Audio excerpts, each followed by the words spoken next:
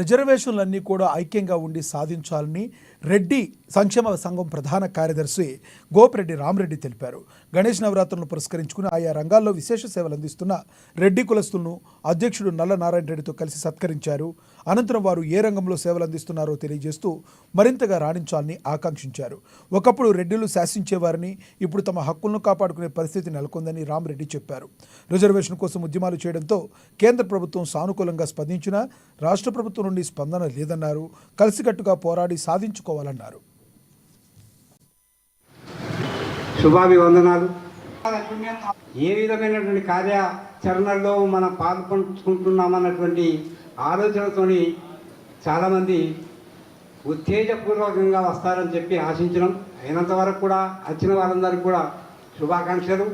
రాని వారు కూడా రేపు జరగబోయే కార్యక్రమాన్ని కూడా మనం అందరం కూడా చెప్తుంటే ఏం చేస్తున్నారు, ఎందుకు అనేటువంటి ప్రశ్నలు చాలా ఉత్పన్నమవుతున్నాయి.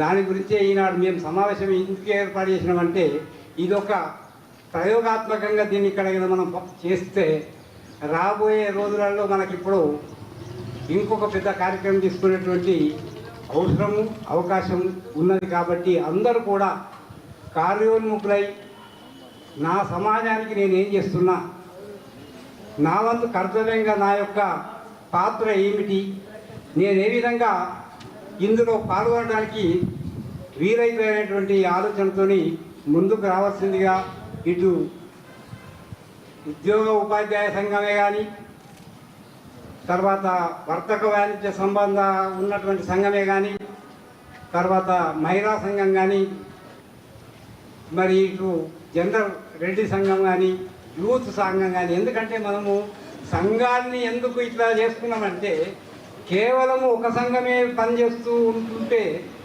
దాని ద్వారా ఏమైపోయిందంటే వీళ్ళకి అవసరం లేదు, మాకు ఎవరికి అవసరం లేదన్నటువంటి దృక్పథం ఏర్పడదని చెప్పి